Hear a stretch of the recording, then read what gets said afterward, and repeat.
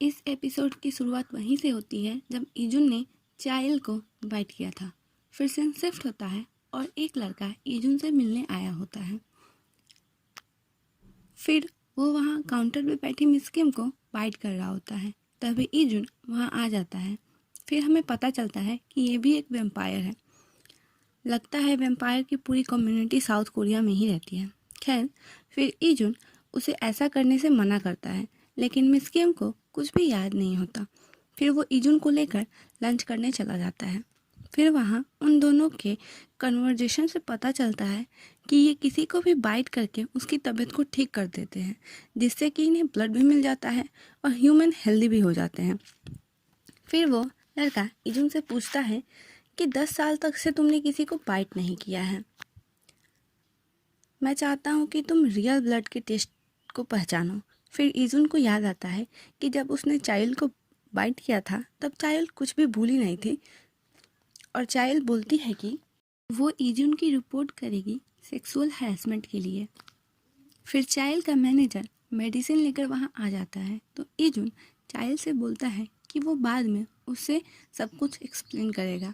फिर वो वहाँ से चला जाता है और चाइल्ड के सिर का दर्द भी खत्म हो जाता है। चाइल्ड को लगता है कि हेवी डोज वाला पेन किलर खाने की वजह से उसका हेडेक कम हुआ है। इधर इजुन एक कॉर्नर में बैठा सोच रहा होता है कि उसने तो उसका हेडेक दूर करने के लिए बाइट किया था, लेकिन वो बेहोश भी नहीं हुई और ना ही कुछ बोली। ऐसा कैसे हो सकता है? और अब वो मुझ पे हरासमेंट का केस भी करेगी। मैं तो सिर्फ मदद करना चाहता था। फिर वो सोचता है कि वो उसे सब कुछ कैसे एक्सप्लेन करेगा। सच में इसकी हालत तो काफ़ी पतली हो गई थी। फिर जब इजुन फिल्मिंग साइट पर जाता है तो देखता है कि चाइल्ड बहुत ही अच्छे से अपना शॉट दे रही होती है और सभी उसकी तारीफ़ कर रहे होते हैं। उसकी एक्टिंग देखकर वहाँ खड़ी एक लड़की तो रोने भी लगती है और चाइल्ड का डायरेक्टर भी उसे काफ़ी तारीफ़ करता है। फिर इजुन सोचता है कि उसने अच्छे से बाइट किया था, इसी वजह से चाइल्ड का दर्द ठीक हो गया। फिर इजुन चाइल्ड से बात करने की कोशिश करता है तो सब आपस में बात करने लगते हैं कि क्या ये दोनों एक दूसरे को जानते हैं। तो इजुन चाइल्ड को कहता है कि वो उसे टेक्स्ट करेगा। फिर वो वहाँ से चला जाता है। फिर सीन शिफ्ट होता है और चाइल्ड को उसके घर पे दिखाया जाता है, जहाँ उसे उसकी माँ का फ़ोन आता है और उसकी माँ उसे कहती है कि उसे उसके भाई के लिए एक कार खरीदनी चाहिए, लेकिन चाइल्ड के पास इतना पैसा नहीं होता है। फिर उसकी माँ कहती है कि सेरा ने तो नया अपार्टमेंट और कार भी लिया है, फिर तुम क्यों नहीं कर सकती। चाइल्ड बोलती है कि वो दोनों अलग हैं। इसी बात पर चाइल्ड की उसकी माँ से बहस हो जाती है। फिर चाइल्ड फ़ोन रख कर ड्रिंक करने लगती है।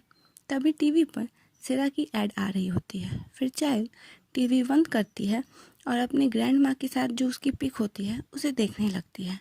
फिर सीन शिफ्ट होता है और फिल्मिंग साइट दिखाई जाती है। फिर इजुन चाइल्ड से पूछता है कि क्या उसने उसका टेक्स्ट देखा। चलो फिल्मिंग शुरू होने से पहले हम लोग आपस में बात कर लेते हैं। फिर चाइल्ड इजुन के साथ चली जाती है और सेरा इन्हें जाते हुए देखती है।